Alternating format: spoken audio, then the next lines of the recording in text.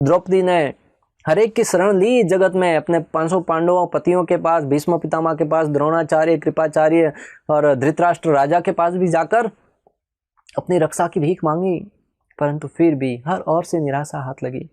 तब अपने दोनों हाथों को रस्सी से, साड़ी को दोनों हाथों में पकड़कर अपनी शक्ति से अपनी लाज बचाने का प्रयास किया, परंतु फिर भी एक और अबला नारी, एक और हजारों हाथियों का बल रखने वाला दुशासन कब तक टिक पाती।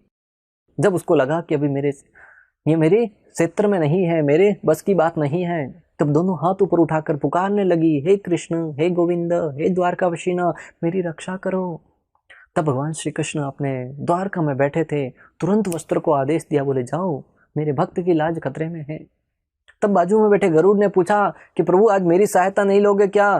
तब भगवान कहते हैं, गरुड़, आज मेरे भक्त की लाज खतरे में है, आज तुम्हारी गति धीमी पड़ जाएगी। वस्त्र आगे आगे, श्री कृष्ण पीछे पीछे। इतिहास गवाह है, श्री कृष्ण ने और द्रौपदी की रक्षा करी, उनकी लाज बचाई। गजेंद्र का दृष्टांत बहुत शक्तिशाली था। स्नान करने के उद्देश्य से जलाशय में प्रवेश कर गया, जलाशय में पानी पिया परिवार के साथ, तब तक तो ठीक था। उस आनंद में इतना मोहित हो गया कि वहां पर क्रीड़ा करते करते जल में रहने वाले बाकी जीवों के ऊपर अत्याचार करने लगा, जल में अनेक प्रकार से आतताई करने लगा। वहां पर मकर आया, मकर जो कि भगवान अपनी विभूति बता चुके कि जल सरों में, मछलियों में मैं मकर हूं।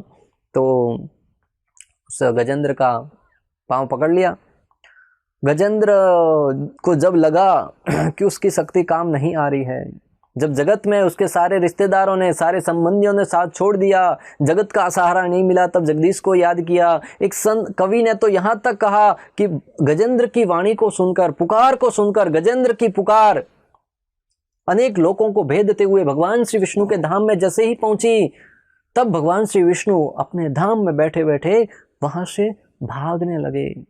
मानो लक्ष्मी जी पूछ रही हो, प्रभु कहां जा रहे हो? तब भगवान को कहना था कि हाथी की रक्षा के लिए जा रहा हूं। हाँ, वहां पर कहा थी, कहते कहते गजेंद्र के पास पहुंच गए। ये है भगवान के भागने की स्पीड, जब अपने भक्तों की लाज खतरे में हो। कौन होगा भक्त जो ऐसे भगवान की शरणागति न स्वीकार करे? जगत के किसी व्यक्ति से सहायता मांगो तो आते आते 2 घंटा, तब तक तो व्यक्ति की जान चली जाती है। अनेक प्रकार के बहानों से, यहाँ उसकी शक्ति भी इतनी नहीं होती, सीमित शक्तियों के साथ क्या क्या करेगा जी। अर्जुन का दृष्टांत ले लो। अर्जुन भगवान की शरण में गया, पहले अध्याय में कह रहा था मैं युद्ध नहीं करूंगा, परंतु जब उसको लगा कि कृष्ण की शरण में जाना ही एकमात्र औचित्य है, दूसरे अध्याय के 7वें श्लोक में जाकर जब वो भगवान से प्रार्थना करता है, कार्पण्य दोषोपह स्वभाव प्रचामि त्वां धर्म समुद्रचेतः यस्य शात निश्चितं रोहितं मे शिष्यस्ते अहम साधि मां त्वं प्रपन्नम। अर्जुन कहता है, हे प्रभु, मैं अपनी कर्पण दुर्बलता के कारण अपना सारा विवेक खो चुका हूँ, मेरे लिए क्या सही है क्या गलत है मैं नहीं जानता, अतः कृपा करके जो मेरे लिए सही हो वह निश्चित रूप से बताओ। भगवान की शरणागति स्वीकार करते ही भगवान ने उसको समस्त भय से मुक्त करके भगवद गीता का ज्ञान दिया।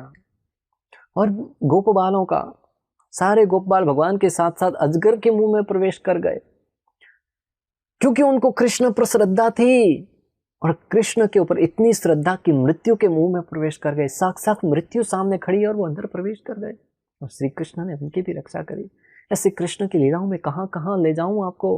भागवतम पढ़ो, भागवतम सुनो, ऐसी अनेक आनंदमय कथाओं से आप अवगत होंगे, और जिसको सुनकर निश्चित रूप से हृदय में दृढ़ श्रद्धा का जागरण होगा, जो श्री कृष्ण की भक्ति करने के लिए हमको प्रेरित करेगा।